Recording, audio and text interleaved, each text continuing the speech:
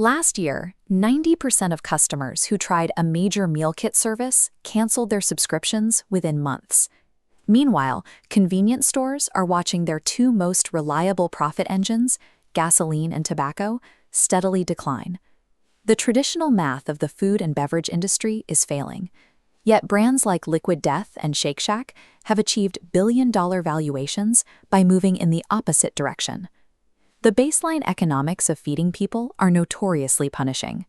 Between distributors taking their cut, rising commercial real estate leases, and unpredictable labor costs, a standard restaurant or grocer is left fighting for single-digit profit margins on highly perishable goods. Scaling that system by simply opening more locations or adding more items to a menu multiplies the overhead faster than it multiplies the revenue. Surviving in this environment requires throwing out the traditional culinary playbook.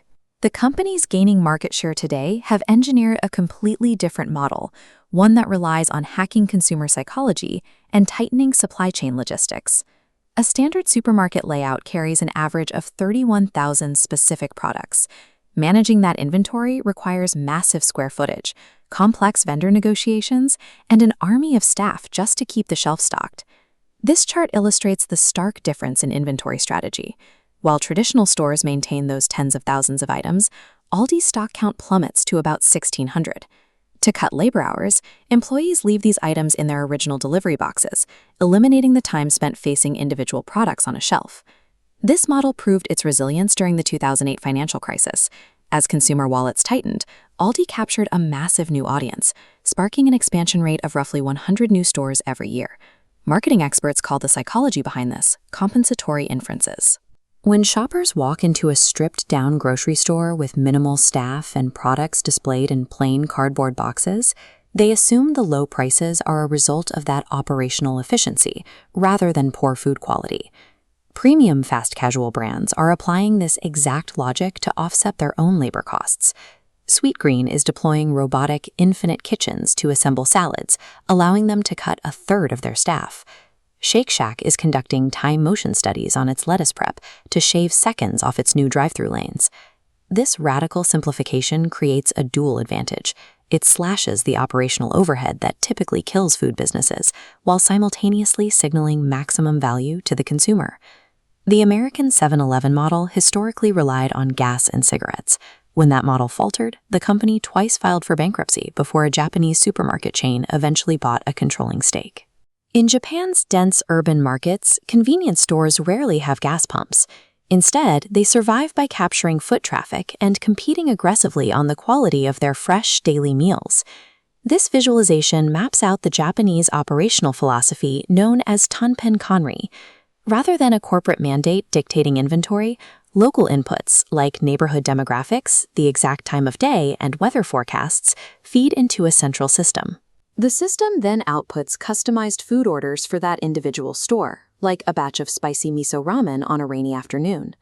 When we follow this localized data cycle to its conclusion, the financial impact becomes obvious. By ordering exactly what a specific neighborhood wants on a specific day, food waste drops sharply, transforming perishable items into high-margin sales. McDonald's hit a similar logistical reality during its global expansion. Ray Kroc's original 15-cent American hamburger model could not be exported globally without adaptation. When entering India, they removed beef from the menu entirely. They replaced it with items like the Maloo Tikki burger, a spiced potato and pea patty. Today, localized menu items like this account for nearly 30% of McDonald's total global sales. Modern scale depends on a centralized logistics network capable of delivering thousands of hyper-local variations, moving away from the old strategy of blanketing the world with a monolithic product. Selling a product that consumers can get from their tap for free, or a beer with its defining ingredient removed, presents an immediate economic hurdle. Without a functional advantage, the commodity itself has very little financial value. Liquid Death bypassed traditional purity marketing to reach a $1.4 billion valuation. They took standard mountain water and packaged it in aggressively branded aluminum tallboys covered in skulls, positioning it as a counterculture punk rock accessory. Athletic Brewing took a similar approach to the non-alcoholic beer market. Instead of treating alcohol-free beer as a penalty box for those who couldn't drink, they rebranded the entire category as an aspirational, health-conscious lifestyle choice. This map highlights athletics' path to scale. Free from the strict distribution laws that bind traditional liquor sales, athletics sold direct to consumer online. They used these regional e-commerce clusters to prove demand, which they then leveraged to dominate physical shelf space in major supermarkets like Whole Foods. When the physical product is indistinguishable from competitors, the brand's identity becomes the primary product being sold and the primary driver of profit margins. The modern food industry operates as a complex optimization puzzle. Success requires rigorous data processing, logistical efficiency, and psychological positioning. This heat map shows how the Mediterranean chain Cava puts these theories into practice. Before opening a new location, they run extensive demographic and psychographic analysis, tracking mobile data across suburban grids to ensure real estate aligns with the daily routes of their target audience. But as these niche disruptors succeed and expand nationally, they run into a paradox of scale.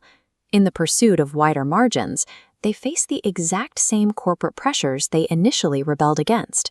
If Liquid Death is sitting on the bottom shelf of every suburban grocery store, it risks losing its punk rock edge.